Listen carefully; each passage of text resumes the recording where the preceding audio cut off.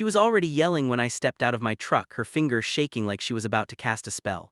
"Open that gate right now, this lake belongs to the community." She had 3 men behind her, all holding clipboards like weapons. I didn't even get a chance to breathe. The moment she saw me, she grabbed her phone and screamed, "Police, we have a trespasser blocking HOA property." I just stood there watching her pace like she owned the air. The old metal gate behind me was still swinging from when I locked it a few minutes earlier. The lake sat quiet, calm, like it knew what was coming. She marched closer, snatching a photo of the padlock I'd installed. "You're in big trouble," she hissed. "Nobody touches our lake." I didn't say a word, not yet, because the truth would hit her harder if she walked right into it on her own. Her fake confidence grew with every breath. "You think you can just show up here and take over?" She slapped a bright orange paper on my truck window. "HOA violation, you're being fined for unlawful obstruction." I almost laughed. She had no idea what she was stepping on. The men behind her whispered, confused. One asked, "Are we sure this is HOA land?" She shut him up with one glare. "I've handled this place for 10 years, she snapped. "Nobody buys anything here without my approval." My phone buzzed, a message from my lawyer, all documents processed, ownership fully recorded. Perfect timing. Before I could even open it, she stepped so close her perfume burned my nose. "Move the gate," every word came like a nail. I finally answered, calm as stone. "Ma'am, you might want to wait for those officers you called." She smirked. "Why you scared?" I shook my head slowly. "No, I just want them here when you find out what you really stepped into." Her smile cracked for the first time, because she still thought I was some random guy blocking a community pond. She didn't know this was the old mill lake, the one tied to a forgotten deed nobody in the HOA had bothered to research. And she definitely didn't know I was the one who bought it last week, every inch of land touching this water. But she would. And the look on her face was going to be worth every second. The police cruiser rolled in fast, gravel spitting out from under the tires. Karen straightened her blazer like she'd been waiting for her moment on stage. "Officer, over here," she shouted, pointing at me like I'd stolen her house. The 2 officers stepped out, but the younger one looked unsure as soon as he saw the lake gate. Karen didn't give him time to think. "Arrest him. He's blocking HOA property and threatening the community." I raised a brow, threatening. I hadn't even raised my voice. The older officer walked toward me first. His hand rested on his belt, not aggressive, just alert. "Sir, can we talk for a moment?" Karen cut in again. "There's nothing to talk about. He's a trespasser. This lake is ours. I run this area." The officer finally faced her. "Ma'am, please step back. We need to hear both sides." Her mouth fell open like she'd been slapped. He turned back to me. "What's going on?" I unlocked my phone calmly and pulled up the county records app. "I closed access to the lake this morning," I said, "because I own it." Karen burst into laughter so loud it echoed across the water. "He's lying. This lake has been HOA property since before I moved here. He's trying to scam you." But the officer didn't laugh. He leaned close to my phone, studying the document on the screen, his eyebrows lifted. "Is this the old mill deed?" "Recorded yesterday," I said. The younger officer walked over, curiosity taking over. "Wait, so the lake isn't part of her HOA?" "It never was," I replied. "They just assumed it was because no one challenged them. The land around it was privately owned, and I bought it." Karen froze, her lips twitched, trying to form words but failing. The older officer exhaled like he already knew where this was heading. "Ma'am," he said, turning toward her, "do you have any proof that this lake belongs to the HOA?" She pulled out a folder so quickly the papers sprayed out like confetti. "Yes, yes, I have everything." She shoved random sheets at him, newsletters, meeting minutes, a printout of an email she wrote herself. "Look, it's all here." The officer flipped through them, his expression going flatter each second. "These aren't legal ownership documents." Her voice cracked, "But this is how it's always been." He handed the papers back. "That's not how property law works." Her face drained. The men behind her started backing away like they suddenly realized they didn't want to be part of this. But the twist wasn't done, not even close. Because as the officer gave Karen a warning look, I opened the truck door, reached inside, and pulled out the one thing I knew would hit her harder than the deed. A legal notice, the same one I'd posted this morning, that officially revoked all unauthorized community access, including the HOA fishing dock she built without permits. Karen saw the bold header and stumbled back. What is that? I held it up between us. The reason, I said quietly, you're about to have a much bigger problem than a locked gate. Karen's eyes locked on the notice like it was a bomb about to go off. Her voice dropped to a whisper, shaky and thin. You can't do this, the community needs access, we've always used this lake. I stepped closer, keeping my tone calm but cutting. You built a fishing dock on land you didn't own, you charged people HOA fees for lake maintenance, and you held events here without permits. I tapped the paper. All of that is listed right here. The older officer let out a slow breath, the kind people make when they realize trouble is bigger than they thought. Ma'am, he said, if this notice is legitimate, you overstepped your authority by a lot. Karen's legs wobbled. No, I run this HOA, I decide what happens around here. I could see it, the crack in her confidence widening like a fault line. She snatched the paper from my hand so fast the officer stepped between us on instinct. She scanned the notice with wild eyes, every line seemed to hit her harder. When she reached the last paragraph, she gasped. You contacted the county, she choked out. I nodded, and the state land office, and the environmental board. Her face went blank for a full second, then twisted into panic. You think you can destroy everything I built? I worked 10 years to manage this place. The younger officer frowned. Manage or control? Karen spun toward him. You don't understand, this man is dangerous, he's trying to take our lake, he probably forged these documents. She turned back to me, desperate now. Who even are you? There it was, the moment I'd been waiting for. I leaned in slightly. You really want to know? She swallowed hard. I'm the guy your HOA tried to bully last year over my old cabin up the road, the one you said didn't belong in your community. I paused, letting the memory hit her. You sent me fake violation letters even though my cabin wasn't under your HOA at all. Recognition crashed over her face like cold water. And now, I added, I own the land you spent your whole career claiming. The officers exchanged a look. Karen's voice trembled. This isn't happening, this isn't happening. But it got worse for her. Because at that exact moment, a black SUV rolled up the road, dust rising behind it, and stopped right behind the police cruiser. A tall man stepped out, wearing a county badge on his chest. Karen's eyes widened. Who is that? I didn't look away from her. That, I said slowly, is the county land investigator you didn't expect to see today. Karen staggered back like she'd been pushed. No, please no, why is he here? I let the silence hang before answering. Because he wants to talk about the money your HOA collected for a lake you never owned. Karen's mouth opened but no sound came out. The county investigator walked toward us with steady steps, a folder tucked under his arm like a verdict already written. The officers stepped aside when they saw his badge, and even the air felt heavier. He stopped in front of Karen first. Ma'am, we received multiple reports about unauthorized HOA activity on privately owned land. He spoke calmly, but there was a sharp edge under every word. I tried contacting your office last week, no reply. Karen's voice shook. I was busy with community matters, this is a misunderstanding. He didn't blink. Is it a misunderstanding that your HOA collected over $30,000 in lake maintenance fees for a lake you have no legal claim to? The men behind her looked like they wanted to disappear into the trees.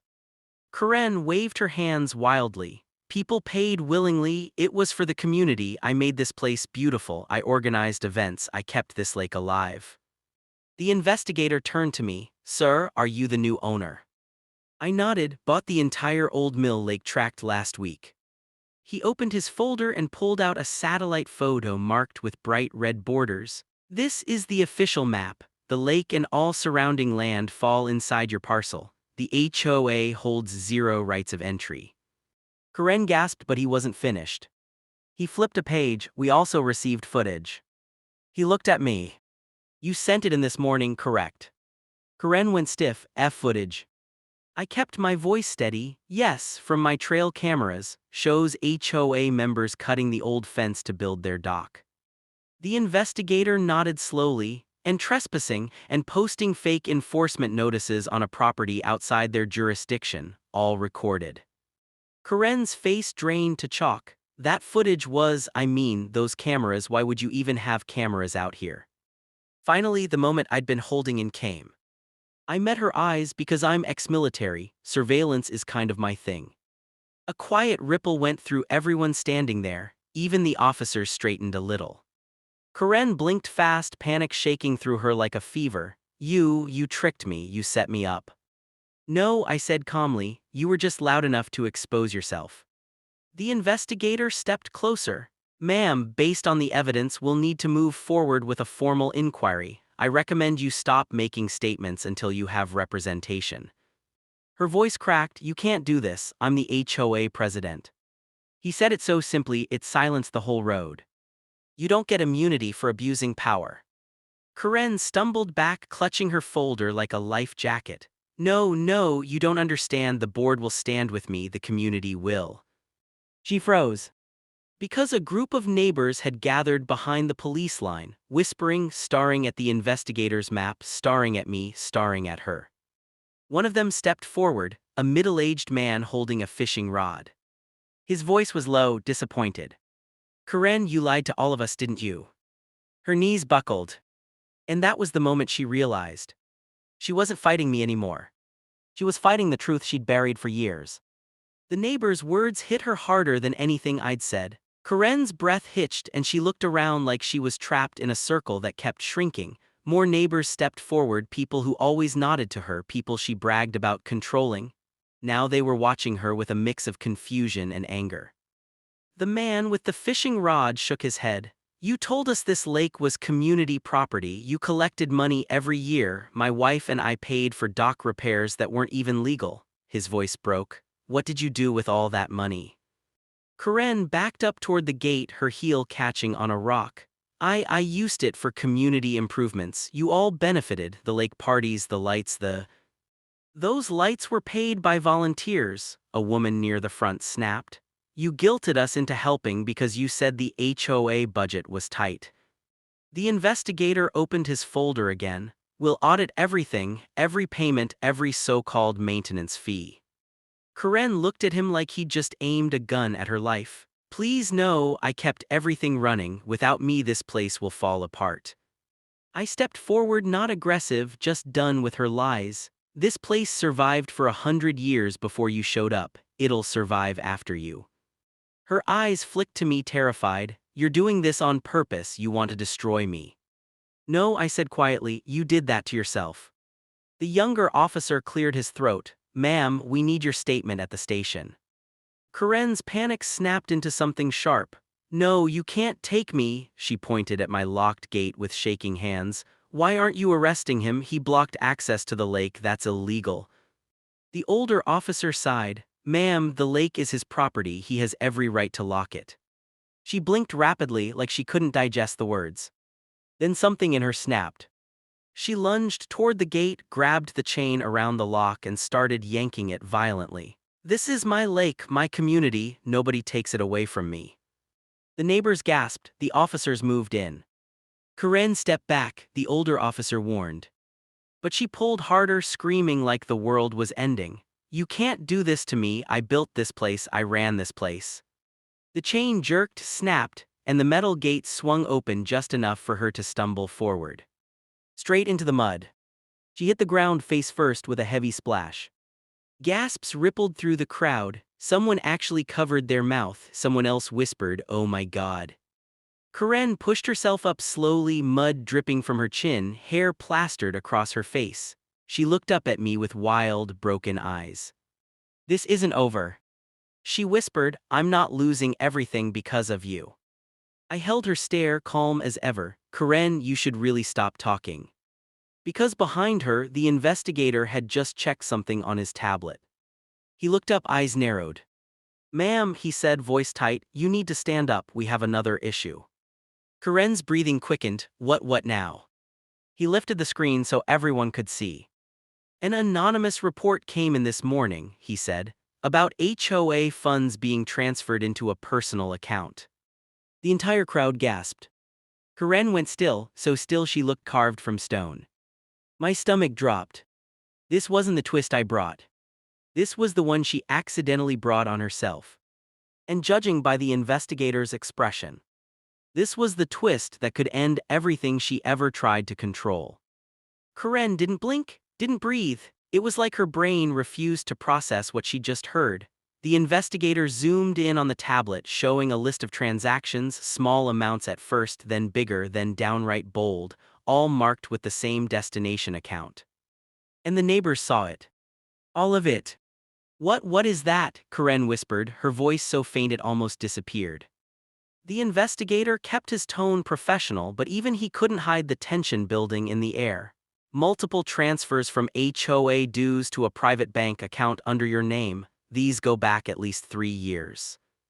Karen shook her head so fast mud flung off her hair. "No, that's not what it looks like. Those were reimbursements. I bought supplies, I paid for decorations, The woman in the front folded her arms. "Funny, you said the HOA paid for those decorations." Another neighbor chimed in. "And you told us the budget was too low to fix the playground, so where did all the money go, Karen?" Karen's breathing became erratic. Stop accusing me. I gave my life to this community." The older officer stepped forward, his voice calm but firm. "Ma'am, for now, we're just asking you to cooperate. Come with us to answer a few questions." Karen backed away like a cornered animal. "No, you don't understand. If I leave, everything falls apart. The HOA needs me." I stepped forward slightly, not threatening, just enough for her to see I wasn't afraid of her anymore. "Karen, the HOA didn't need you, it feared you." Her eyes flashed with something dark. "You ruined this, you ruined everything." She jabbed a shaking finger at me. "If you never bought this stupid lake, none of this would have come out." The investigator raised an eyebrow. "Ma'am, are you admitting you knew the HOA had no rights to the lake?" Her mouth clamped shut. "Too late." The crowd murmured, a few whispered, "She knew." One man muttered, "All these years." Karen's panic snapped again, this time into complete desperation. She tried to push past the officers, but they blocked her easily. "Let me go, I need to talk to the board. They'll fix this, they'll defend me." A voice called out from the crowd. "We're done defending you." Everyone turned. It was Mr. Dalton, the oldest resident in the neighborhood, the one Karen always bragged about keeping in line. He walked forward slowly, his cane tapping the ground, his eyes fixed on her. "You punished me for having my grandson's bike on the porch," he said quietly. "You fined me for planting non-HOA approved flowers. You threatened to tow my truck when I parked outside for 10 minutes. He stepped even closer. "And all that time you were stealing from us." Karen stared at him, shaking, unable to speak. The investigator closed the folder. "Ma'am, we're detaining you for questioning." Karen's breath hitched, one last desperate gasp. No, this is wrong. He's doing this to me." She pointed weakly at me again. "He planned all this." I met her eyes steady. "I didn't have to plan anything," I said softly. "You handed me the truth yourself." The younger officer gently took her arm. "Come on, ma'am, let's go." Karen's knees gave out for a second, but they caught her. She looked around wildly, at the neighbors, at the officers, at the investigator, at the lake she thought she owned. Then her eyes landed on me one last time. "You'll regret this," she whispered. I didn't blink, not a chance. They started walking her toward the cruiser. The crowd parted, watching in stunned silence.